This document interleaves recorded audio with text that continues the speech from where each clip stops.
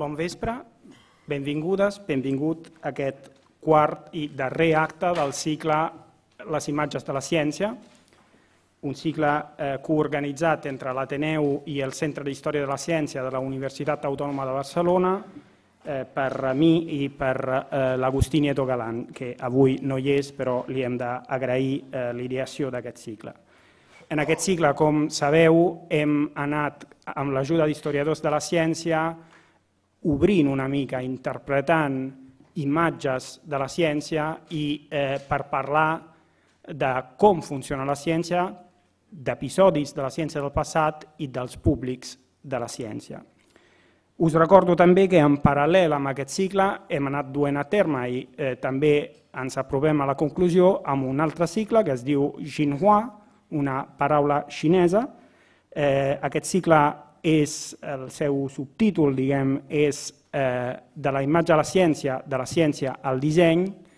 L'hem dut a terme a l'Espai Mandarina i esteu convidats a la darrera trobada d'aquest cicle que es produirà properament. I en aquest cicle hem fet una mica el procés invers, és a dir, hem partit d'un tema científic, que és el tema de la contaminació interna, del qual ens ha parlat el doctor Miquel Porta, i a partir d'aquest tema hem anat construint no tant imatges com objectes de disseny crític. En la darrera sessió, que es va dur a terme el mes passat, hem arribat a fabricar amb les nostres mans uns prototips d'objectes de disseny crític que ens parlen del tema de la contaminació interna. Doncs res més, senzillament agrair una altra vegada al Centre d'Història de la Ciència per la seva col·laboració i també la FESOCA, la Federació de Persones Sordes de Catalunya, gràcies a les quals tenim interpretació en llengua de signes catalana, i agrair també a la Desiré la seva feina. Us presento el ponent d'avui, el Carlos Tabernero, és doctor en Biologia per la Universitat de Salamanca i professor actualment d'Història de la Ciència al Centre d'Història de la Ciència de la UAB. En la seva carrera ha treballat en àmbits molt diferents, per exemple a l'Institut Nacional del Càncer del National Institute of Health als Estats Units.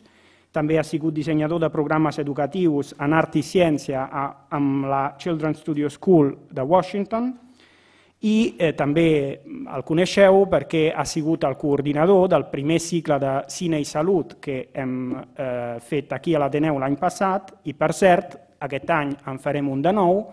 El proper cicle de Cinema i Salut s'estrenarà el 2 d'abril amb la pel·lícula El rostro de Bergman. Doncs res més, cedeixo la paraula amb el Carlos i moltes gràcies per ser aquí. Només recordar-vos, a part la propera cita amb el cicle de Cinema i Salut, també que a la sortida teniu uns papers on podeu deixar el vostre correu electrònic si voleu estar al dia sobre les activitats de ciència que fem aquí a l'Ateneu. Doncs gràcies, Carlos. Gracias a ti, Miquele. Hola, buenas tardes. Yo también quiero empezar agradeciéndole a Miquele y al Ateneu y también a Agustí Nieto y al Centro de Historia de la Ciencia de la Autónoma que me hayan invitado a participar en este intenso ciclo de imágenes de la ciencia que básicamente que nos permite adentrarnos o entrar en la historia de la ciencia a través de fuentes de información que no parecen, en principio, habituales, pero que son de extraordinaria importancia para situar la ciencia, su producción y su gestión en sus contextos, en contextos socioculturales o en los contextos socioculturales en los que se produce. Hoy nos vamos a centrar en esta fotografía que está proyectada en la pantalla. Y nos vamos a centrar en esta fotografía que nos va a permitir adentrarnos también en un capítulo esencial de la historia de la ciencia del siglo XX. En concreto, en la fotografía a quien estamos viendo es a James Watson en el lado izquierdo y a Francis Crick en el lado derecho, con un modelo en el centro, un modelo físico de la estructura de la doble hélice de la molécula de ADN. La fotografía fue tomada por un fotógrafo que se llamaba Anthony Barrington Brown el 21 de mayo de 1953 en el laboratorio Cavendish del Departamento de Física de la Universidad de Cambridge. Apenas un mes después de la publicación en la revista Nature del artículo, o más bien de los artículos, en los que se proponía este modelo y además en los que se ofrecía la evidencia experimental en la que está basado. Más adelante entraremos en detalles sobre los procesos de producción y gestión de este conocimiento y lo haremos precisamente a través de lo que nos dice o de lo que nos puede decir esta fotografía. La simple descripción que acabo de hacer de los protagonistas de la fotografía sin duda no es una revelación sensacional, básicamente porque la fotografía es fácilmente reconocible para la mayoría de los que estamos aquí y de los que vivimos o hemos vivido en el hemisferio occidental en los últimos años e incluso más allá. Además, es una fotografía fácil de encontrar e incluso relativamente fácil, a pesar de los años transcurridos desde que se tomó, de encontrarse con ella. Y en este sentido no es exagerado hablar de esta fotografía o considerarla como un icono cultural o como una imagen icónica del siglo XX. De hecho, el título que se me propuso para esta conferencia, La fotografía de la vida, viene a corroborar un poco la importancia, o cuando menos el impacto, no solo o no tanto de la fotografía en sí, sino de lo que representa y ha venido a representar en el contexto en el que vivimos. Bien. Luego, para, digamos, comenzar el viaje que esta fotografía nos propone, parece adecuado al menos comenzar preguntándonos qué es un icono. Si la consideramos un icono cultural, ¿qué es un icono cultural? ¿Qué es un icono? ¿Qué entendemos cuando decimos, cuando escribimos, cuando escuchamos o cuando leemos la palabra icono? Y uno de los primeros lugares a donde nos lleva esta palabra es a la imaginería religiosa del cristianismo primitivo y más tarde medieval y en concreto oriental. La historia de las representaciones de Jesucristo y de otros personajes y hechos relatados en la Biblia y más en concreto en el Nuevo Testamento está llena de disputas y controversias sobre la naturaleza y el uso de estas imágenes y sigue siendo una de las diferencias fundamentales entre diferentes iglesias cristianas, católicas y protestantes. Su pervivencia a lo largo de los siglos y su integración como tales o a través de sus innumerables variaciones en el acervo cultural de Occidente y de buena parte de sus extensiones coloniales nos habla de su importancia. Su producción y circulación, más allá de leyendas y atribuciones milagrosas, pero sin olvidarlas, ilustran mecanismos de construcción y legitimación a través del recuerdo y de la instrucción y de la repetición, de la consolidación de un tipo de sociedad frente a otros, en términos de su organización sociocultural. Y no en vano, buena parte de las discusiones sobre su producción y uso se sitúan en contextos de sustitución de unos tipos de creencias por otros y de unos tipos de imaginerías por otros, o también en situaciones de competencia entre distintas creencias. Todo esto también nos habla del significado de la palabra icono y de lo que entendemos actualmente por esta palabra. La palabra viene de la raíz griega eikon, que significa imagen, y que se utilizaba en los contextos históricos que acabo de mencionar con este, entre comillas, simple significado. Pero ha pasado a significar, a lo largo de los años y sobre todo en la cultura occidental contemporánea, a ser un sinónimo de símbolo o representación de algo significativamente más amplio que la imagen literal y que es fácilmente reconocible y generalmente asociado a aspectos socioculturales. El uso de símbolos y representaciones es parte del quehacer colectivo de los seres humanos a través de su historia, tanto si su generación y uso están relacionados con sistemas y modos de organización, generación y concreción de ideas y conceptos, como es el caso de los lenguajes escritos, como si están relacionados con la definición y descripción de entidades físicas y de los procesos en los que están implicadas, como ocurriría, por ejemplo, si pensamos en la pintura, en la escultura, en la literatura, en el teatro, o más recientemente, por ejemplo, en la fotografía, el cine o la televisión. Sus funciones están relacionadas, cuando menos, con tres características. La primera, con algún tipo de grado de semejanza entre el representante, la imagen, y lo representado. Es decir, como ocurre, por ejemplo, en un retrato como este retrato o autorretrato de Rembrandt, que pintó en 1669. También con la expresión y concreción de la experiencia y sus inquietudes, preocupaciones, valores, certezas y proyectos, en muchos casos de un modo narrativo. Y en este sentido son y forman parte de los sistemas de instrumentos y prácticas por las que los grupos humanos generan y gestionan, estructuran, explican y cuestionan su existencia y sus expectativas. El recuerdo, y también, en tercer lugar, con el recuerdo y con su capacidad representativa, o literalmente, de volver a presentar la idea, el proceso o el sujeto de forma que, por un lado, perviva en el tiempo y, por otro, sea fácilmente reconocible e interpretable. No voy a adentrarme en los múltiples aspectos que se pueden analizar a nivel teórico, a nivel filosófico, a nivel psicológico, porque no habría tiempo suficiente. Sin embargo, sí que quiero hacer 3 puntualizaciones que nos van a llevar de nuevo hasta la fotografía. Por un lado, no es posible separar la generación y el uso de representaciones de la sociedad y la cultura que las produce. Decir sociedad y cultura implica que hemos de considerar no solo los procesos de producción de estas imágenes, sino también necesariamente los procesos de circulación, de apropiación, de significación y de resignificación en los que están implicados tanto los productores y creadores como los espectadores y sus contextos cotidianos. En otras palabras, a pesar del carácter supuestamente o deliberadamente cerrado o unitario que implica lo que se podría entender a partir de las palabras icono o símbolo, una característica primordial de toda representación es su polisemia y la capacidad de transmitir diferentes tipos de información en función de los espectadores y de los dispositivos y los contextos.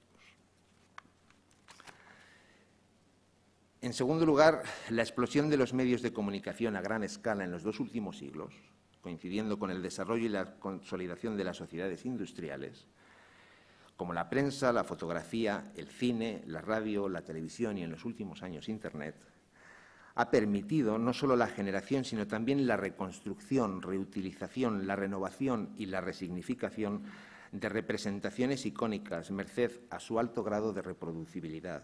Alto grado de reproducibilidad que está otorgado tanto por las características técnicas de estos medios como por las posibilidades que ofrece en términos de accesibilidad y de consumo y uso masivo, colectivo e individualizado.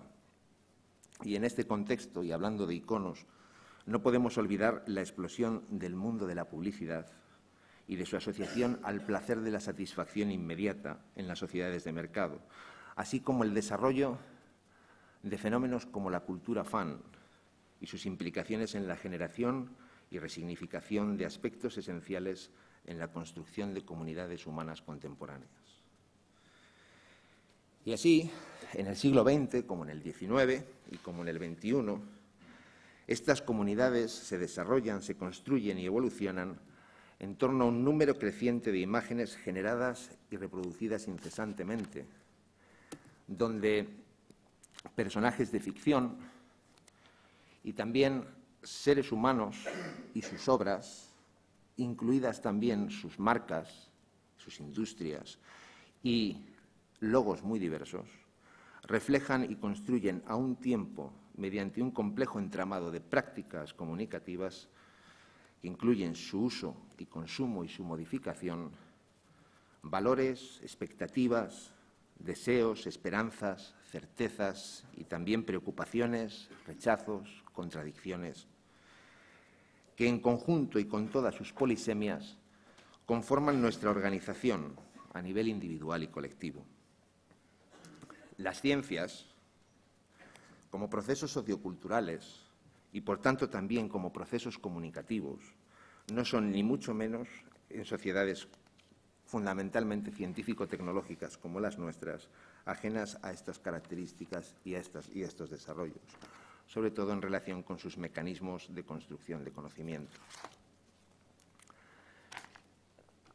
Por un lado, ya refiriéndonos específicamente al campo de las ciencias y de la producción de conocimiento científico, las imágenes han sido y son un instrumento esencial, de nuevo, para representar es decir, de un modo más o menos literal, para volver a representar la naturaleza. Como decía Robert Hooke, cuando producía en el siglo XVII estas micrografías de tejidos vegetales. También las imágenes han servido y sirven para proyectar en un sentido deliberadamente práctico las características físicas de la naturaleza, como por ejemplo la representación estrictamente mecanicista de los seres vivos y de su movimiento, como en este grabado del siglo XVII de Borelli.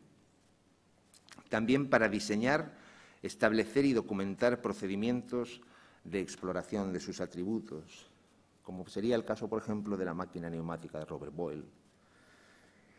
Para elaborar también y transmitir, discutir y argumentar concepciones e interpretaciones de su funcionamiento, como sería el caso, por ejemplo, de estos esquemas sobre la división celular del siglo XIX, de Albert Kolliker. O también como instrumento de validación de conocimiento y de la autoridad de quien lo produce, como en el caso de Andreas Vesalio y en su libro de la fábrica del cuerpo humano del siglo XVI. Y también como instrumento instructivo, didáctico y, por tanto, también publicitario en cuanto a la intención de hacer que este conocimiento sea accesible para unos públicos determinados, como sería el caso, por ejemplo, o podría representar este grabado de Antonio José Rodríguez de 1760. En este sentido, y por otro lado, conservando los objetivos prácticos, explicativos, argumentativos, educativos y publicitarios, las imágenes de o sobre los productores de este conocimiento, los espacios e instrumentos utilizados y los procesos de su producción y aplicación forman también parte de un modo fundamental de los mecanismos de producción, circulación, validación y gestión de conocimiento. En este ciclo, en la primera conferencia, José Pardo nos contó cómo imágenes de este tipo documentaban al tiempo que argumentaban en favor de transformaciones cruciales en los modos de producción y circulación de conocimiento médico-anatómico en el siglo XVI. Más tarde, Agustín Nieto nos mostraba cómo este tipo de imágenes refrendaban una concepción de autoridad ligada a la producción de conocimiento y a la generación de una disciplina científica moderna, como la química, al tiempo que revelaban una profunda conexión con el contexto sociopolítico y, al mismo tiempo, además, sugerían aspectos insospechados sobre el papel o los papeles que jugaban los implicados. Más tarde, Alfonso Arzoso también nos mostró cómo a través de objetos, a través de instrumentos de laboratorio, estos instrumentos y estos objetos pueden ilustrar cambios drásticos en los sistemas de producción y aplicación de conocimiento científico-médico y además nos pueden adentrar en su impacto en la organización de las ciudades contemporáneas a partir de una preparación de vibrio colérico de Jaume Ferran y Clua en las finales del siglo XIX. Este tipo de imágenes adquieren y pueden adquirir un carácter icónico en tanto que su producción y su uso cotidiano, establece, recuerda y representa la importancia de este conocimiento en la construcción y el funcionamiento de nuestras comunidades. Así, a través de patrones estéticos directamente relacionados con los contextos en los que se producen, estas imágenes proyectan valores, certezas y expectativas, pero, por otro lado, como hemos visto, el reflejo y la construcción sociocultural en el que participan incorpora necesariamente su constante resignificación, de manera que, siendo igualmente reconocibles, también proyectan inquietudes, preocupaciones y contradicciones. Tal sería el caso, por ejemplo, de estas imágenes de Charles Darwin, todas ellas del siglo XIX, o, por ejemplo, estas imágenes de Albert Einstein en el siglo XX. En conjunto, este tipo de imágenes son esenciales para los mecanismos de producción y validación de conocimiento científico, puesto que es la sociedad donde se produce y a través de las relaciones de sus individuos con sus estructuras sociales e institucionales, las que validan o no su oportunidad y su relevancia. La fotografía que hoy nos ocupa pertenece a este tipo de imágenes, en tanto que retrata en su lugar de trabajo y junto a uno de sus instrumentos de trabajo a dos de los protagonistas del que se considera como uno de los hitos científicos del siglo XX, la propuesta de la estructura de la doble hélice para la molécula de ADN. Pero ¿qué nos dice esta fotografía sobre este hecho, sobre este proceso, sobre sus protagonistas, sobre el lugar, sobre el momento, sobre el instrumento que sale en la fotografía? ¿Y por qué nos atrevemos a llamarla la fotografía de la vida y no nos sorprendemos? ¿Qué significa para cada uno de nosotros? ¿Qué significa para todos nosotros juntos en este contexto y para la gran comunidad en la que vivimos? Comencemos por mirar la foto. Yo propongo que supongamos que no tenemos ni la más remota idea de quiénes son los protagonistas ni de qué es ese cachivache que hay ahí en medio de la fotografía. Lo que vemos son dos hombres, que no mujeres. Los dos son jóvenes. Con toda probabilidad, uno más que el otro, y no solamente por los rostros, por lo que nos dicen sus caras, sino quizá también por la incipiente alopecia que se aprecia en el lado derecho de la cabeza del que está situado más arriba. Pero también, sin duda, por la posición relativa de los dos. Uno está más arriba que el otro y por su actitud. El que está más arriba probablemente está subido en una silla o en alguna otra superficie y se apoya con y sobre su pierna izquierda, que descansa probablemente sobre el respaldo de la silla sobre la que está subido. Por otra parte, está utilizando una regla para señalar con una actitud demostrativa o explicativa un detalle del cachivache que ocupa buena parte de la imagen.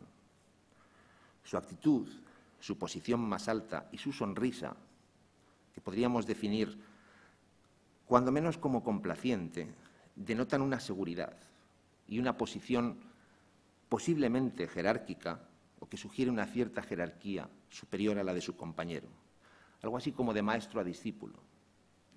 El otro, el teórico discípulo, a la izquierda de la imagen, con los pies en el suelo y cuyo cuerpo está cortado un poco más abajo de la cintura y ligeramente por el brazo derecho, mira aparentemente el lugar del cachivache al que apunta el maestro o el teórico maestro con la regla.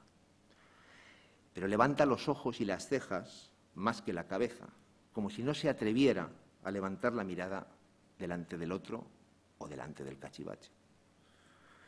En el centro de la imagen, aunque no centrado, como para dejar espacio a la acción demostrativa del que está más arriba, vemos el enorme artilugio.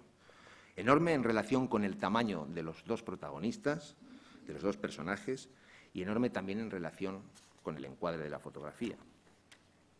Este artilugio vemos más o menos que está formado por un conjunto de piezas, como de mecano, montadas en torno a una barra metálica central que lo sostiene. Sin embargo, llama la atención, y sin desmerecer su posición dominante, que a primera vista apenas se distingue, puesto que su posición y su iluminación obliteran el contraste necesario para apreciarlo con detalle. Detrás, lo que hay es una pared desnuda de ladrillo, por la que suben y bajan tuberías y con unos grifos en la parte inferior derecha de la foto, que definen un lugar que no vemos, pero que intuimos como mínimo como espartano, donde la comodidad física, intelectual o anímica, en términos de definir un sitio acogedor, parece ser una consideración secundaria. En esa pared, además, hay pegado un dibujo, apenas se distingue, justo entre el cachivache y el personaje, detrás de la mano y de la regla del personaje que apunta al cachivache. Apenas se distingue y, sin embargo, su situación nos permite intuir o al menos preguntarnos qué tiene que ver con el artilugio que domina la imagen, como nos indica claramente la posición demostrativa del que está a la derecha. Bien, de toda esta descripción, que parece tan obvia, no podemos sacar muchas más conclusiones. A todas luces, la fotografía necesita explicación. Por sí misma, descontextualizada, no dice mucho más que nos encontramos en un ambiente donde una transmisión o alguna transmisión de información en torno a ese objeto que está en el centro es esencial y que de algún modo está ligada a una relación jerárquica o una posible relación jerárquica entre los dos personajes. Expliquémosla, por tanto. La fotografía está tomada, como dije al principio, por Anthony Barrington Brown. Este es Anthony Barrington Brown en dos fotografías tomadas con su compañera Althea. Él era un químico británico, nacido en 1927 y convertido por afición en fotógrafo. En los años 50 trabajaba como fotógrafo independiente con su propio estudio en Cambridge. Uno de sus proyectos era fotografiar a científicos en su hábitat natural, como decía él, en su lugar de trabajo y sin forzar poses. En cierto sentido, un poco como la fotografía de la izquierda, que está tomada por él en 1954. De cualquier modo, sus clientes en Cambridge, sus clientes principales eran los colleges, que le encargaban retratos, por lo demás, bastante convencionales, como la fotografía de la derecha, que está tomada en 1958. De acuerdo con su testimonio posterior, un amigo suyo, que buscaba historias relacionadas con ciencia para venderlas a periódicos y revistas, le contó la historia de la doble hélice y la posibilidad de publicarla nada menos que en la revista Time. Y así Barrington Brown se fue al Cavendish, al laboratorio Cavendish, e hizo 8 fotografías de Watson y Crick, 4 con el modelo y 4 en su mesa de trabajo tomando un café. De acuerdo con una anotación de Barrington Brown, con la anotación de Barrington Brown que se ve en el contacto, las fotos fueron tomadas el 21 de mayo de 1953, asumiendo, como él mismo decía, que él solía revelarlas el mismo día que las tomaba. El artículo en Time nunca fue publicado. Y es más, reseñas breves publicadas entonces en algún diario como el News Chronicle de Londres no llevaban ninguna fotografía. De las 8 fotografías que vemos que tomó Barrington Brown, 3 son a estas alturas bastante conocidas. La que nos ocupa, que es la que lleva el número 2. Otra foto de Watson y Crick con el modelo, en el que los dos parecen muy divertidos y en el que Crick no está apuntando al modelo, que es la foto número 3. Y una de las fotos de los dos tomando café, que es la foto número 5, la que está justo en el centro del contacto. Más adelante también hablaremos de estas fotos. Y ahora vamos con los personajes. A la derecha de la fotografía, como ya dije también al principio, está Francis Crick, físico británico, nacido en 1916. Este es Francis Crick en una foto que le hizo también Anthony Barrington Brown en el año 2003. Diversos acontecimientos, no voy a explicar su vida, pero diversos acontecimientos, entre ellos la Segunda Guerra Mundial, le empujaron a migrar desde la física a la biología. Esto no era un movimiento extraño en el campo del interés a nivel molecular por los mecanismos de la herencia en la primera mitad del siglo XX. Pero en palabras del propio Crick, la física a esas alturas ya era un éxito y la biología tenía muchas preguntas planteadas por resolver. Así, en 1949 comenzó a trabajar en el laboratorio Cavendish con Max Perutz y John Kendrew. El director del laboratorio era entonces Sir Lawrence Bragg, que había ganado el premio Nobel en 1915 por su trabajo en el campo de la difracción de rayos X y su aplicación para establecer la estructura de las proteínas. En ese momento en el que Crick entra en el laboratorio, en el Cavendish, Lawrence Bragg estaba presionando para ganar una carrera. La carrera de la determinación de la estructura de la molécula de ADN, que en ese momento ya había indicios suficientes para saber que estaba implicada en los mecanismos de la herencia.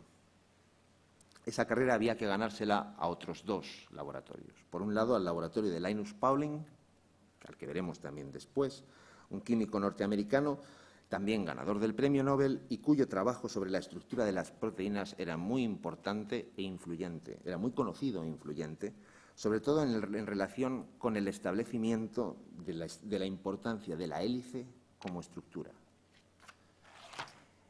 El otro implicado en la carrera era el Departamento de Biofísica del King's College de Londres, en el que trabajaba un buen amigo de Crick, Maurice Wilkins, de quien hablaremos también más tarde. Bien. En el lado izquierdo de la fotografía está James Watson, que le tenéis en una fotografía reciente, es un biólogo norteamericano nacido en 1928. Tras doctorarse en la Universidad de Indiana en 1950, comienza a trabajar con Francis Crick en el laboratorio Cavendish en 1951, después de una breve estancia postdoctoral en Copenhague y de haberse dedicado durante un año a viajar por Europa buscando algo en lo que trabajar. Él llega al Cavendish y comienza a trabajar con Crick debido a su interés creciente por la genética, interés que había obtenido a través de Salvador Luria y Max Delbrück, que son dos personajes clave para entender la historia digamos, el proceso de producción de conocimiento con respecto al ADN. Y en concreto, él se interesaba mucho también por la estructura de la molécula de ADN y la relación de esta estructura con su funcionamiento. Luego, el Cavendish y Crick parecían el lugar y la persona ideales para sus intereses. Y en el centro de la fotografía está el modelo físico de la estructura de la doble cadena de ADN. De acuerdo con Barrington Brown, que había estudiado química, el enjambre de piezas metálicas que Crick le presentó diciendo «tenemos este modelo», no decía a simple vista nada. Curiosamente, la palabra modelo nos lleva de vuelta a lo que he dicho al principio con respecto a icono, imagen, símbolo y representación. De hecho, un modelo, de un modo muy general, es una herramienta o un conjunto de herramientas que bien pueden ser físicas u objetos, o teóricas, conceptuales, que utilizamos para definir, describir, organizar o concretar ideas, conceptos, estructuras o procesos que tienen relación con nuestra experiencia. La elaboración, descripción y construcción de modelos forma parte también del quehacer cotidiano de los seres humanos, como había dicho antes, y los campos de la ciencia y la tecnología no son ajenos ni mucho menos a estas prácticas. Antes bien, al contrario, la elaboración y construcción de modelos es esencial e inseparable de la actividad científica. Los modelos, de hecho, constituyen instrumentos esenciales en el mundo de las representaciones, para presentar, discutir, argumentar, explorar, documentar, establecer y transmitir concepciones e interpretaciones sobre las características y el funcionamiento de la naturaleza. Los modelos pueden ser teóricos, conceptuales, gráficos, matemáticos y físicos, y si bien su elaboración y construcción implica procesos de abstracción y formalización, una de sus características es que facilitan la visualización y la manipulación de algo, sea una idea, un objeto o un proceso, que no es perceptible o entendible con el simple concurso de los sentidos. A este respecto, las características estéticas de un modelo están directamente relacionadas con una combinación de simplicidad y capacidad explicativa.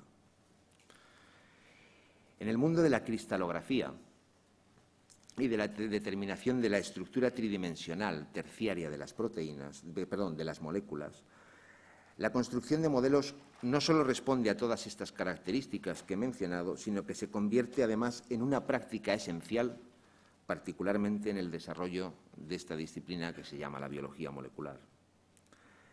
La imposibilidad de ver, tocar, manipular con nuestros ojos y nuestras manos las moléculas y la complejidad de los cálculos matemáticos necesarios para interpretar las imágenes obtenidas en experimentos de difracción de rayos X hacían necesaria la construcción de, llamémoslas así, maquetas a escala visible basadas en estos datos.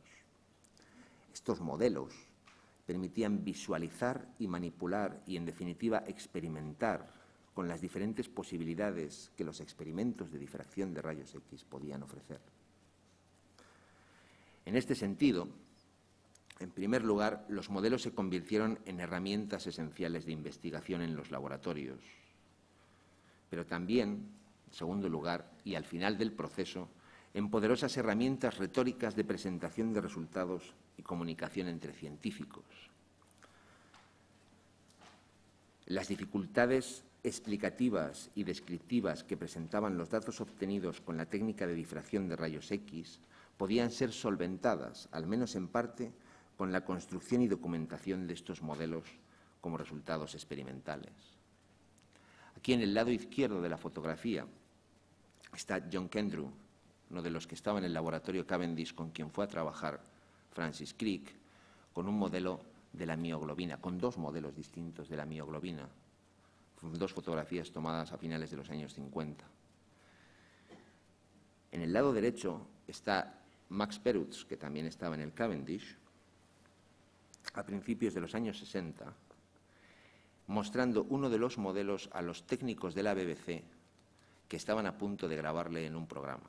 Y es que, en tercer lugar, no es extraño que estos mismos modelos pasaran del laboratorio a la clase. Algunos ilustradores, a la clase para explotar su valor didáctico y su capacidad explicativa también en la esfera pública, como por ejemplo en la televisión. Algunos ilustradores, como el arquitecto Irving Guise, se especializaron en la construcción, el dibujo y la documentación y publicación de estos modelos, llegando, por ejemplo, en el caso particular de Guise, que es el autor de este dibujo de la molécula de la mioglobina, es del año 1961 este dibujo. Irving Guise llegó a autoproclamarse o a referirse a sí mismo como el Vesalio molecular, cuyo arte pretendía explicar al público contemporáneo los secretos de la anatomía molecular. Bien. Estos modelos, como digo, pasan a la clase. Estos son dos fotografías, de hecho, de Linus Pauling, a quien mencioné previamente, le mencioné en el contexto de que era uno de los que estaba en la carrera para determinar la estructura del ADN. Bien. Y pasan también a la esfera pública, en medio, además, de procesos comunicativos que poco a poco fueron incrementando la popularidad y construyendo la naciente disciplina de la biología molecular, sobre todo en los años 50 y 60 del siglo pasado. La creciente producción de imágenes de científicos, como estas dos imágenes de Linus Pauling, en compañía de sus modelos, es indicativa de la importancia de estos objetos en los procesos de producción y gestión de este conocimiento. Más tarde, estos objetos también pasan a museos, como una parte esencial y espectacular, en muchos casos, del patrimonio científico. El modelo de la estructura de la doble hélice de ADN que aparece en nuestra fotografía no parece muy espectacular a simple vista, puesto que no se distingue bien en la fotografía, como he dicho antes, pero es parte de esta práctica de construcción de modelos moleculares como herramienta de investigación, comunicación y popularización. En concreto, este modelo que se ve en la fotografía se corresponde con la interpretación final que hicieron Watson y Crick de los datos proporcionados por Maurice Wilkins, que aquí le tenemos precisamente con parte de un aparato utilizado en experimentos de difracción de rayos X. Maurice Wilkins, que era, como ya dije antes, estaba en el King's College de Londres y era uno de los competidores. Bien, la interpretación final que hicieron Watson y Crick fue con datos proporcionados por Maurice Wilkins, inicialmente merced a su amistad con Crick. Datos de experimentos de difracción de rayos X llevados a cabo en su laboratorio, en el King's College de Londres, por una investigadora llamada Rosalind Franklin. Rosalind Franklin era una química británica nacida en 1929 y era una de las pocas mujeres que en los años 40 y 50 del siglo pasado, y en su caso debido a la posición más que acomodada e influyente de su familia, había podido estudiar una carrera científica y además desarrollar una vida profesional como investigadora. Después de trabajar en diversos laboratorios e instituciones en Inglaterra, en los Estados Unidos y en Francia, comenzó a trabajar en el laboratorio de Wilkins en Londres en 1951, donde recibía la ayuda de un doctorando llamado Raymond Gosling. A pesar de que en teoría iba a trabajar en la estructura de proteínas y lípidos, en su condición de experta en experimentos de difracción de rayos X, John Randall, que era el director de la unidad de biofísica del King's College en el momento, la situó con Wilkins, precisamente en el contexto de la carrera que ya he mencionado, para llegar antes a la estructura de la molécula de ADN. La tormentosa relación profesional entre Franklin y Wilkins, en un ambiente general supuestamente poco acogedor para las mujeres, y una encendida disputa puntual, pero clave, con James Watson sobre los resultados que Franklin obtenía con dos preparaciones de ADN, las conocidas como la forma A y la forma B, la relación que estos resultados tenían tenían en ese momento con los resultados que estaba proponiendo en ese momento Linus Pauling, a quien hemos visto antes, y la insistencia de Wilkins, no completamente correspondida por Franklin, en centrarse en los resultados de la forma B, propiciaron el hecho de que Wilkins mostrara esta fotografía, conocida como la fotografía 51, a James Watson. Esta fotografía, tomada además por Rosalind Franklin el 2 de mayo de 1952, Wilkins se la muestra a Watson sin el conocimiento y sin el consentimiento de Rosalind Franklin, en enero del 53. Esta fotografía, junto con muchos otros datos de Franklin que llegan a manos de Wilkins y, por tanto, también de Watson y Crick, en medio de los preparativos de Rosalind Franklin para marcharse definitivamente del laboratorio de Maurice Wilkins, en los meses de febrero y marzo del 53, es la base de la construcción del modelo definitivo de la doble hélice en Cambridge. Cabe señalar que entre esos datos adicionales de Rosalind Franklin estaba una propuesta en firme que decía que los pares de bases de adenina y timina y de guanina y citosina, las conocidas A, T, G y C, que conforman el código genético, se situaban en el interior de la doble hélice y no en el exterior, que era lo que estaba proponiendo en el momento Linus Pauling. Los resultados fueron publicados el 25 de abril de 1953 en la revista Nature mediante 3 artículos. El primero, que está en la imagen, firmado por Watson y Crick. Wilkins no quiso firmarlo, y no quiso firmarlo, algo de lo que después se arrepintió, sobre la base de que él no había participado en la construcción del modelo en Cambridge, lo cual es una muestra más de la importancia del objeto, de estos objetos en los procesos de construcción y gestión de este conocimiento. En este primer artículo, Watson y Crick proponen la estructura de la doble hélice. Su única ilustración no es ni el modelo de la fotografía que nos ocupa, ni tampoco ninguna fotografía de difracción de rayos X, sino un dibujo de la estructura de la doble hélice hecho por Odile Crick, que está aquí en la fotografía, junto a su marido y una de sus hijas. Odile Crick era pintora, era la mujer de Francis Crick, este dibujo es precisamente el dibujo que está colgado en la pared del laboratorio y que aparece en la fotografía. Y en este sentido, de algún modo, su encuadre nos remite a la publicación. Recordemos que la fotografía se hizo un mes después de la publicación. Nos remite a la publicación, pero también a aquellas personas protagonistas de esta historia que de alguna manera están fuera de campo, a las que no vemos.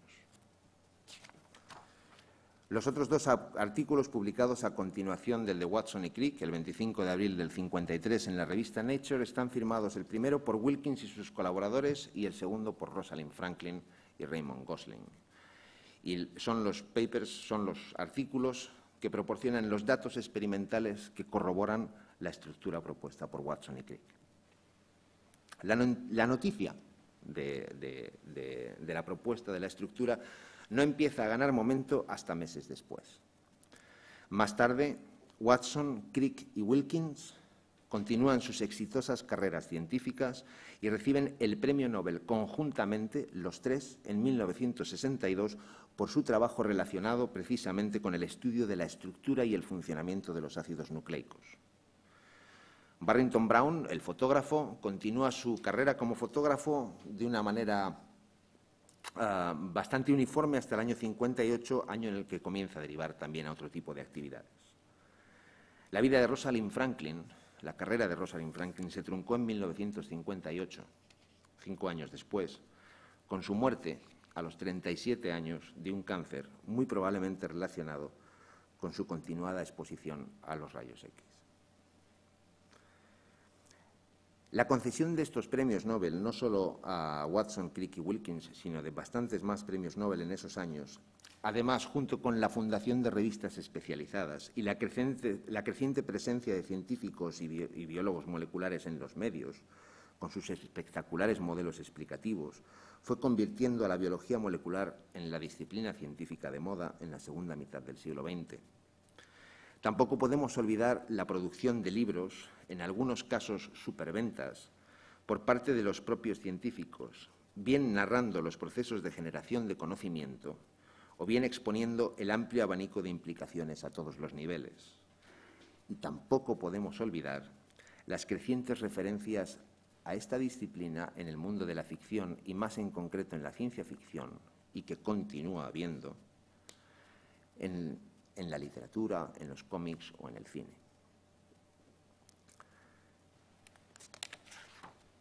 Bien, mientras todo esto está ocurriendo, la fotografía cae en el olvido y el modelo físico de la estructura, que según Crick no era necesariamente con el que habían realizado su trabajo, sino una construcción llevada a cabo con motivo de una jornada de puertas abiertas que iba a ocurrir en el Cavendish unos meses después y con una función principalmente popularizadora y publicitaria, es desmantelado. El modelo es desmantelado de modo que sus piezas se pudieran reutilizar para la construcción de otros modelos en el Cavendish o en otros lugares. Y no es hasta 1968, 15 años después, que la fotografía y el modelo saltan a la esfera pública con la publicación de La doble hélice, la narración personal de James Watson de la historia del descubrimiento de la estructura del ADN. En este libro, particularmente polémico, entre otros aspectos por el brutal retrato que hace de Rosalind Franklin, a la que llega a acusar de entorpecer la investigación, y también por la narración del, entre comillas, robo de la fotografía 51, se imprime nuestra fotografía, así como también la de los dos investigadores tomando café, que hemos visto antes, en su mesa de trabajo. También en ese libro, dentro del libro, y más tarde, que más tarde sería la portada de una edición crítica en el año 1980, que estamos viendo aquí, se muestra otra foto adicional, no tomada por Barrington Brown, de Watson y Crick caminando por los jardines del campus.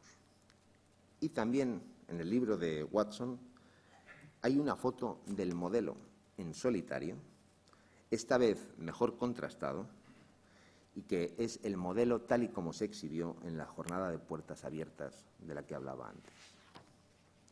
Es a partir de este libro y su éxito editorial que estas fotografías, junto con la adicional de Watson y Crick, con el modelo en la que ambos se están riendo, la que está ahí a la derecha de la imagen, la número 3, y en la que Crick, como vemos, no está apuntando al modelo con la regla, comienzan a aparecer a partir de la publicación del libro de Watson en muy diferentes contextos y a entrar poco a poco en el acervo cultural de Occidente del siglo XX. En el proceso constante de reproducción y reutilización de estas fotografías, el modelo de la doble hélice, por un lado, y los dos investigadores, por otro, a pesar de estar inevitablemente ligados, se van también, entre comillas, separando, de manera que se convierten en una suerte de metonimia mutua, al mismo tiempo que en iconos culturales. A partir de 1968, las representaciones, reutilizaciones y resignificaciones de la doble hélice se multiplican. Incluso en los años 70, una reconstrucción del modelo que aparece en la fotografía y que incluye algunas de las piezas originales, no todas, solamente algunas de las piezas originales cuyo extraño periplo las llevó primero a la ciudad de Bristol y luego de vuelta a Londres, pasa a formar parte de los fondos y exposiciones del Science Museum de Londres, en una galería llamada Haciendo el Mundo Moderno, y bajo la etiqueta, cuando menos inexacta, de modelo de ADN de Crick y Watson 1953. Así, la doble hélice se ha convertido en una representación no solo de nuestro conocimiento sobre la estructura y el funcionamiento de la molécula de ADN en particular, sino también por sus implicaciones precisamente relacionadas con su funcionamiento y que el modelo permitía intuir desde su construcción con los procesos que constituyen eso que llamamos vida. Pero además, ha venido a representar también el proceso mismo de generación de este conocimiento y a sus protagonistas. Estos, por su parte, también representan este conocimiento y el proceso de su obtención, pero aún más la capacidad no solo de producirlo, sino de manipularlo. Y además, una capacidad que estas fotografías vienen a definir, por un lado, como hasta cierto punto heroica y solitaria en un lugar tan poco acogedor como el que dice la fotografía. Pero, por otro lado, esta capacidad también es, a través de estas fotografías, también un poco nuestra. Y es un poco nuestra en tanto que sus protagonistas, Watson y Crick, que no Wilkins y Franklin, que en el libro además aparecen en fotografías separadas, representan un modelo de autoridad de científica diferente, más cercano y cotidiano, tomando café, paseando por el jardín o riéndose ante su modelo. Probablemente en el momento en el que, como cuenta Anthony Barrington Brown, les pidió que posaran para lucir portentosos, cosa que Barrington Brown dijo después, no consiguieron. La fotografía, para finalizar, en este sentido, y convertida en icono sociocultural en las sociedades occidentales contemporáneas, sobre todo, es, por tanto, la representación de una doble representación. Por un lado, la del modelo, que representa la estructura de una molécula y permite adentrarse en su funcionamiento, y, por otro lado, la de sus creadores, que representa unos procesos de producción y gestión de conocimiento y las relaciones de poder asociadas, y que permite intuir, como ocurre con el libro de Watson, no solo sus virtudes, sino también sus miserias. En conjunto, si es la fotografía de la vida, no es solo por las implicaciones a nivel biológico y molecular, sino también individual de cada uno de nosotros y a nivel social y cultural. Muchas gracias.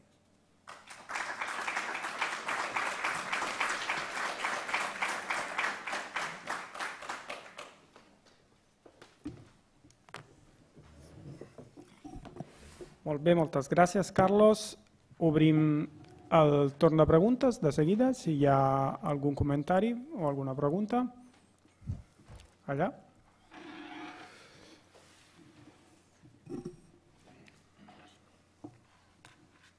Sí, arriba el micro. Sí. Hola, bona tarda. Ha sigut una explicació molt interessant, però jo potser voldria... La idea aquesta que la foto és icònica, jo diria que el que és realment icònic és la representació de la doble hèlix, és a dir, la doble hèlix és una icona que molta gent fora de l'àmbit científic la coneixeria sense problemes, jo diria, perquè s'ha utilitzat en moltíssima extensió, però no sé si la fotografia concretament té aquesta extensió tan massiva a l'escala de la societat en general. És a dir, dintre del món científic estic convençut que sí, però no sé si fora del món científic. En canvi, la representació de doble hèlix, aquesta sí que jo crec que d'una manera bastant generalitzada tothom reconeix com a mínim com alguna cosa científica. Potser no saben ben bé del que és, però jo diria que surts al carrer i fas la prova i segurament molta gent d'això. Vull dir que em sembla interessant aquesta idea d'icona, però potser en la meva opinió matisaria que la icona és la doble hèlix, aquesta segur, i la foto potser en un cercle més restringit que seria purament el cercle de la comunitat científica. Sí, estoy de acuerdo contigo, es decir, sin lugar a dudas el gran icono es la hélice, son las representaciones muy diversas y muy variadas de la doble hélice y sus usos que están por todas partes, incluso algunos de ellos en algunos símbolos publicitarios, está incorporada directamente. Pero sí, o sea que en ese sentido completamente de acuerdo. Lo cierto también es que si utilizamos como una medida un poco subjetiva, o sea, no realmente muy, no técnicamente muy buena, una búsqueda en Google. Y uno teclea en Google doble hélice o double helix, resulta que aparecen un montón de representaciones de la doble hélice y esta fotografía. Y además esta fotografía y fotografías de Watson y Crick aparecen. Es decir, de alguna manera sigue siendo utilizada con una cierta asiduidad y con una cierta frecuencia, precisamente en términos de este tipo de representación de la que he hablado. Por otra parte, si bien la discusión de si es un icono o no es un icono cultural es una discusión más que nada de apreciaciones también subjetivas, es muy difícil de medirlo, pero sí que su significado permite adentrarse un poco en cuáles son los procesos de construcción de una disciplina científica y de popularización de esa disciplina y de su conocimiento. En ese sentido, sí. Gràcies. Més preguntes o comentaris? Sí. Una allà? Perdó per la simplicitat i l'obvietat de la meva pregunta, però jo no conec massa sobre temes científics. I llavors a mi m'agradaria saber aquest model de la doble X d'on surt exactament, perquè he vist una fotografia, la fotografia que li va ensenyar la Rosalind Franklin, no? Sí, la 51. És a dir, per què és una doble X i no és una triple X, o senzillament una recta, o vull dir, com surt, com es produeix això? Com arriben a aquest model i no a un altre model? Bueno, para eso tendríamos que saber un montón sobre cristalografía, cosa que yo no sé mucho sobre cristalografía, pero sí te puedo decir que las fotografías que se obtienen de los experimentos de difracción de rayos X son interpretables a través de una serie de complejas operaciones matemáticas y los resultados de esas operaciones matemáticas lo que hacen es, en cierto sentido, hablando de representaciones, es dibujar matemáticamente una estructura. Entonces, el trabajo precisamente de los cristalógrafos es interpretar todos esos datos y construir esa estructura. Después, esa estructura tiene que tener la capacidad funcional que se intuye a partir de ella. Es decir, sin la estructura no hay función y, por tanto, las funciones, digamos, para decirlo también de un modo muy simple, pero las funciones de la molécula, sea una proteína, sea el ADN, están en función, si me permites la redundancia, de su estructura. Si esa estructura no explica esa función, no funciona. Si em permets, com soc físic, una metàfora que pot servir, bàsicament aquella foto de la Rosalind Franklin és com si fos que s'ha posat un tros d'ADN, imagina't, en una placa transparent i s'hi ha fet una foto. Llavors, el que tu veus a la pel·lícula és com si fos l'ombra projectada d'aquella molècula sobre la foto. Llavors, el que han de fer els científics és deduir des d'aquella ombra quin és l'objecte que estava al mig. No sé si m'explico. És dir, com si poses una llum, un objecte al mig, i des de l'ombra, només veient l'ombra, has de deduir l'estructura tridimensional d'aquell objecte. D'aquí venien tots aquests models. Perquè, clar, amb l'ombra no sempre, si no fas una foto, si no tens una ombra molt, molt ben definida, no és molt fàcil deduir la forma de l'objecte. I ells van arribar a través d'aquella foto amb aquella conclusió. Jo tenia un professor de física que deia que quan vols saber com està fet un objecte pots fer dues coses, o posar-li llum o donar-li una patada, diguem-ne. En aquest cas era posar-li llum, diguem-ne, des d'això deduir la forma de l'objecte. Gràcies. Sí, bueno.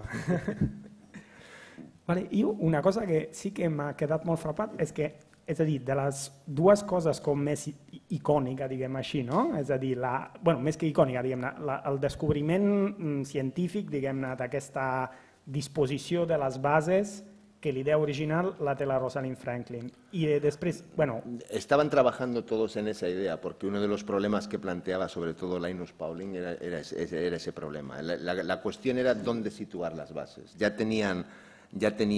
conocían los datos de digamos, la proporción de bases en la molécula. Sabían que adenina y timina, la proporción de adenina y timina que van juntas era la misma, y la de citosina y guanina era la misma, con lo cual, aunque luego eran variadas de un grupo al otro. Entonces, sabían que tenían que de alguna manera corresponderse. El problema era establecer cómo. Sí, però la meva pregunta anava per una altra via, és a dir, que veig que tant aquesta idea, diguem-ne, que una part, diguem-ne, de la paternitat o maternitat la té la Franklin, com fins i tot el dibuix, aquest que està aquí al mig, no? És a dir, la maternitat la té la dona d'un dels dos, diguem així. I aquestes dues figures... Eso es el dibujo, estrictamente el dibujo, en clar, el caso de Odile. Però em frapa molt que justament aquestes dues figures, és a dir, una que ha tingut l'idea o una part de l'idea i l'altra que ha fet el dibuix que després ha anat publicat i que ha quedat com la cosa icònica, que les dues hagin quedat completament eclipsades, diguem així, no? És a dir, això en un determinat moment hi ha hagut una recuperació o una admissió, diguem-ne, per part dels científics? O... Sí, completamente olvidadas no. Bueno, en el caso de Odile simplemente se sabe el dato de que hizo el dibujo. En el caso de Rosalind Franklin, sobre todo, además, yo diría que a raíz de la publicación del libro de Watson, pero luego mucho más adelante también, ha habido bastantes esfuerzos de reivindicación de su papel y, además, en términos obviamente de discurso de género, relacionado con el discurso de género, relacionado con la producción de este conocimiento. O sea que sí que se puede decir que a estas alturas, al menos hasta cierto punto, en ciertos círculos, sí que se conoce el papel de Rosalind Franklin. Aunque, naturalmente, en cierto sentido y con respecto a la capacidad icónica de la fotografía, tampoco aparece nunca Wilkins. En este sentido, casi nadie sabe quién es Maurice Wilkins y recibió el premio Nobel, de hecho, junto con Watson y Crick por este trabajo. Hola, quisiera preguntar cómo asumió o entendió el protagonismo que tomó Watson a la hora de publicar el libro, porque él aparece como el autor de ese libro. ¿Cómo lo tomó Crick o la comunidad científica? Porque de alguna forma él destapaba algo que no, ya lo has apuntado tú, determinadas miserias, y ahí parece que me da la impresión de que hay como una lucha, o puede haber una lucha entre los dos. Ya el hecho de que tomara el protagonismo él a publicar, hacerse con explicar lo que ocurrió, o al menos cómo lo vio él, y sin embargo en la fotografía el otro parece que tiene más autoridad moral o científica, ¿no? Bueno, sí, la verdad es que yo cuando he descrito la fotografía he descrito la posibilidad de una relación jerárquica entre los dos y luego al final no lo he acabado de resolver, así que muchas gracias por la pregunta. Y la posición jerárquica no es correcta, es decir, en cierto sentido son un equipo y es un equipo de igual a igual. Eso sí, el cristalógrafo, el físico que está interpretando los datos desde el punto de vista de lo que ha contado, por ejemplo, Michele al responder la otra pregunta, es Crick. Mientras que Watson lo que está aplicando es todo su conocimiento desde el punto de vista de lo que conoce en términos biológicos, ¿vale? Y entre los dos están haciendo el modelo. ¿Por qué Watson toma, digamos, la determinación de adquirir esa responsabilidad o esa autoría, ¿no? No sé, el libro en sí mismo tuvo muchos problemas de publicación al principio, precisamente porque si se lee es un libro que enciende porque no solamente sale mal parada Rosalind Franklin. Es decir, su descripción, por ejemplo, de Crick no es necesariamente agradable, tampoco es desagradable, pero no es particularmente Crick es mi amigo, es mi compañero, no está en esos términos. Y lo mismo con todos los demás. Es decir, de alguna manera, sin decirlo, él sale muy bien parado en esa historia, ¿de acuerdo? Y aparte de la cuestión de la fotografía 51 y demás, no dejó de tener ciertos problemas. ¿Por qué? Pues yo creo que Watson a lo largo de los años ha ido demostrando un poco también su personalidad en ese sentido, ¿vale? Eso por un lado. Por otro lado, Crick, poco a poco, luego ya en los 70 se marcha a Estados Unidos, a La Joya, en San Diego, y él poco a poco deja el mundo del ADN y se va metiendo en el mundo del cerebro. Y mientras que Watson continúa en este mundo, de hecho llega a ser el director del proyecto del genoma humano. O sea que él continúa en este mundo, es decir, él tiene un interés muy particular. Por otra parte, en esa época estaban saliendo ciertos libros, más o menos alrededor de esa época, publicados por otros de los implicados, como digo, libros de divulgación y además con una intención muy de validación general, no solamente científica, sino a un nivel más amplio, más sociocultural de lo que ellos estaban haciendo. Antes he mostrado, por ejemplo, El azar y la necesidad, la edición del azar y la necesidad de Jacques Monod, que se publicó 2 años después del libro de Watson. Es decir, era un momento muy particular en ese sentido. Més comentaris, no?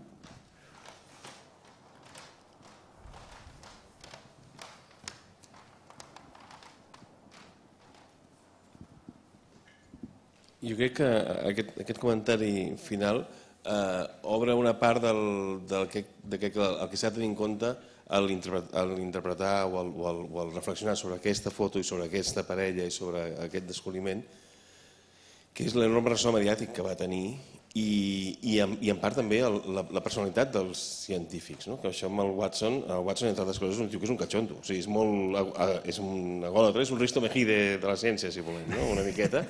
Però Watson, nosaltres el vam entrevistar pel documental sobre el Dalí i ja molt gran, molts anys després, explicava anècdotes d'aquesta època amb una... A més, el que l'entrevistava era una noia, la Mònica López, i li veus els ullets. Vull dir que aquí es confirmen moltes coses, però crec que una cosa interessant a tenir en compte al reflexionar sobre com aquestes imatges i aquests personatges esdevenen icònics té a veure amb la enorme repercussió mediàtica que van tenir aquest tipus de descobriments en aquest moment. Vull dir, no hem d'oblidar que estem a la Guerra Freda, que això és un descobriment que es fa a Anglaterra però que es reprèn fortament pels americans, estan a la portada del Time, i per tant tot això contribueix a crear aquesta aura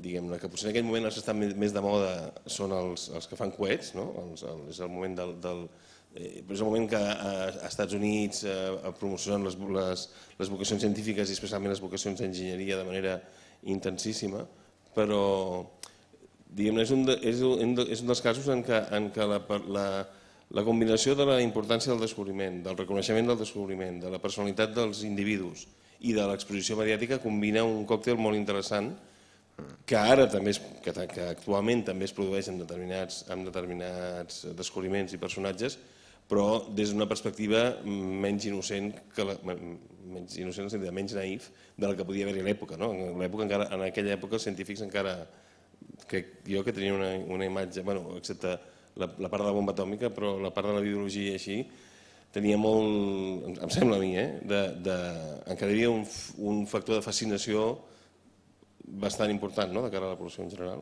em sembla. No sé, ahora aquí es una reflexión. Sí, sin duda. De hecho, antes he ligado, digamos, todo lo que es la construcción de toda la imaginería en torno a esta disciplina y de la propia disciplina precisamente a su impacto mediático. Impacto mediático, desde mi punto de vista, sobre todo, explota en los años 60 y en los años 70. Con respecto también a los dos personajes, hay una cosa que, siguiendo además con la pregunta anterior, que es muy interesante. Preguntados muchos años después sobre el tema, Watson insiste, contando la historia, en los personajes, en sí mismo y en Crick y demás. Mientras que Crick, cuando le preguntaron, porque ya murió, pero cuando le preguntaban por el tema, decía que el auténtico protagonista era la estructura.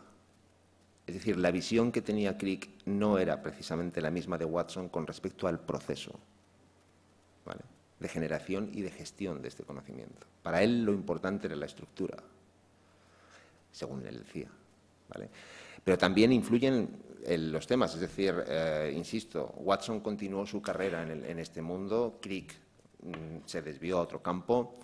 Las cosas van variando. Con respecto a lo que decías de que ahora digamos que las cosas se captan con menos inocencia, yo no estoy tan seguro ni de con más, ni de con menos, ni siquiera de la palabra inocencia.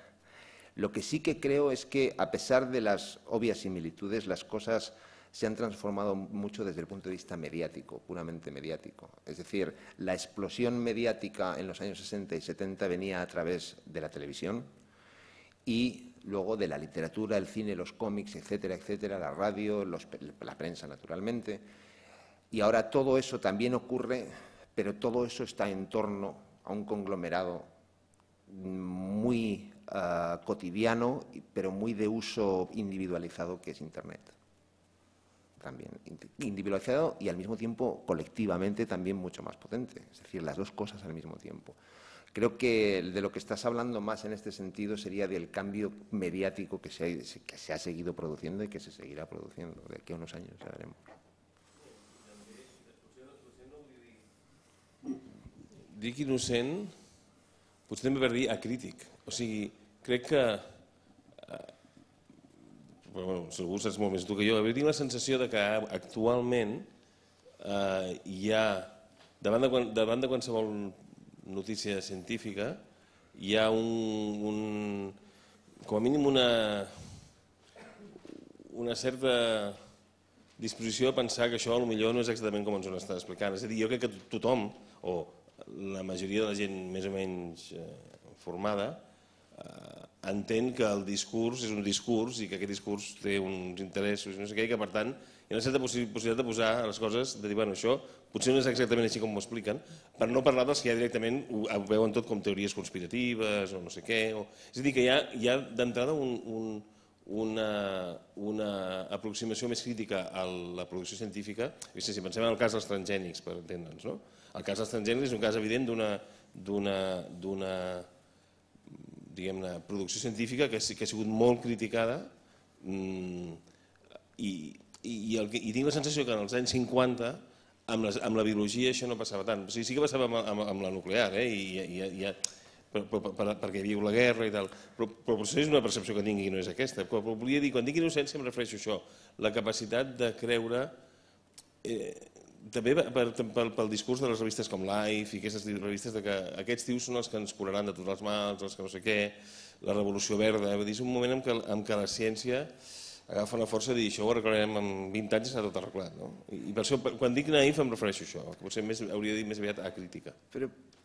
Sí, estoy de acuerdo contigo, pero en cierto sentido también es difícil comparar. Es decir, cuando estás hablando de transgénicos, cuando hablamos hoy en día de transgénicos ya tenemos un montón de años detrás hablando de temas relacionados con lo que significa un transgénico o algo transgénico.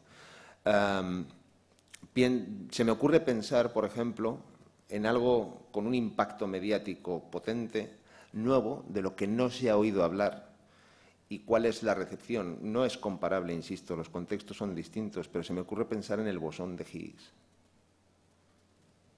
Es decir, si la estructura del ADN en el año 53 era algo completamente nuevo, como que venía de otro planeta, el bosón de Higgs nos acaba de llegar de otro planeta. Es decir, es otro campo, es otro momento, es otro medio, no es comparable. Simplemente desde el punto de vista de razonar cómo funciona, nos puede ayudar un poco más, quizá.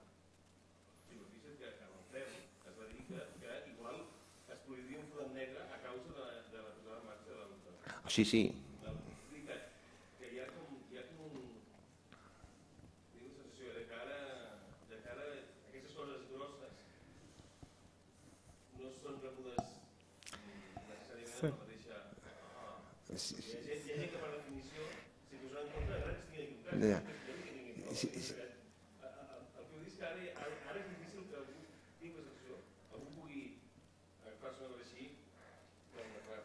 Pero simplemente como un pequeño apunte, porque luego si quieres continuamos después, sí, igual, pero como un pequeño apunte que también pero viene muy bien también para completar, digamos, el razonamiento, y es en los años 50, mientras estaba produciendo, para compararlo con lo del agujero negro del CERN y demás, mientras estaba produciendo esta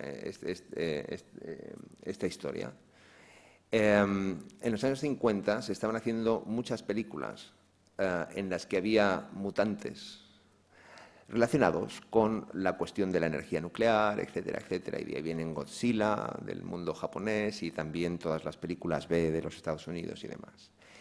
Unos años después, esos mutantes dejaron de ser todos, no todos, pero sí buena parte de ellos dejaron de ser mutantes relacionados con la energía nuclear y empezaron a ser mutantes relacionados con manipulación genética en el laboratorio. Molt bé, doncs dos preguntes més. Igual, com anem cap a la conclusió, les fem juntes i després...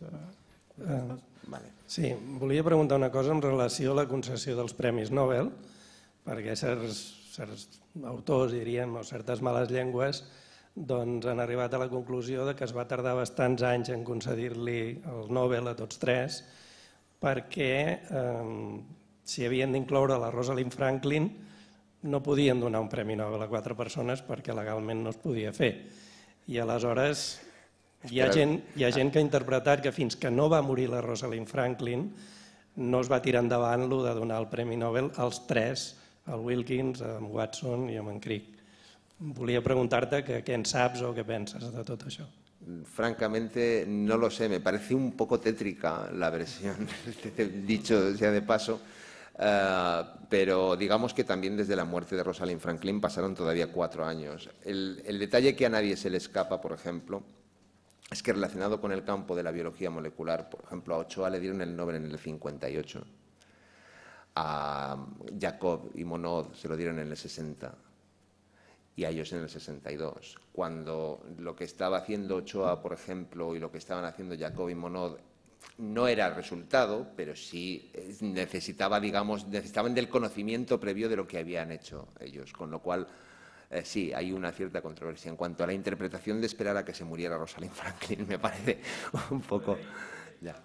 No, sí, hay versiones variadas porque además, de hecho, tengo que decir que una de las grandes preguntas que surge de esta historia me la hicieron mis alumnos en clase, mis alumnos de Historia de la Genética en clase, y es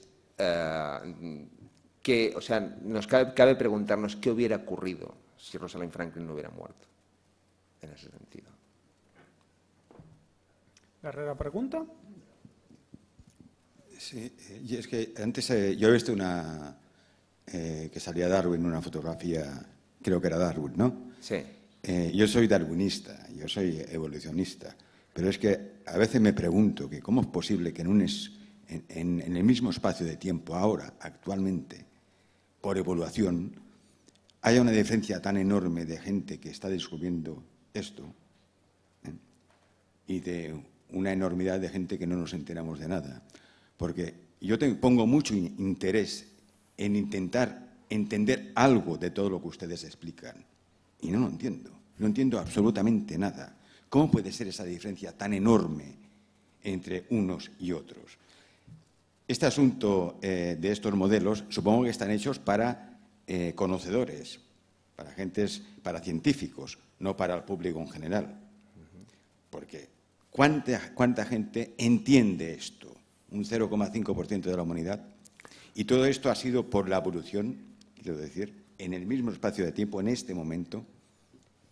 Sí, bueno, con respecto a los modelos, antes más o menos lo he indicado. Es decir, la producción de modelos básicamente responde a 3 funciones. Por un lado, es como una herramienta de trabajo en el laboratorio de los mismos productores de este conocimiento. Por otro lado, como una herramienta de comunicación de resultados y entre ellos.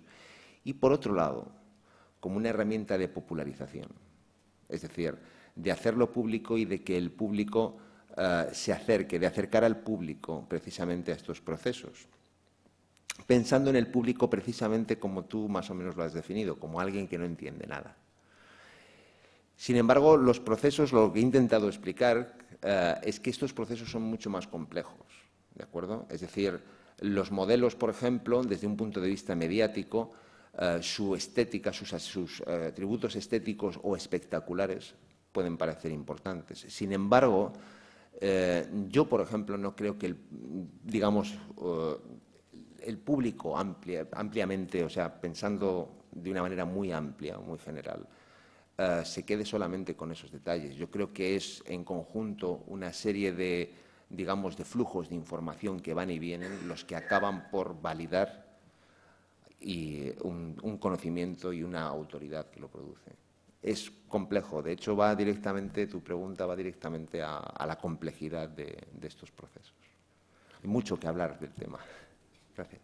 Molt bé, doncs si voleu podeu seguir parlar amb el Carlos ara després del tancament de la sessió. Moltes gràcies i ens veiem pel cicle de Cinema i Salut. Gràcies. Gràcies.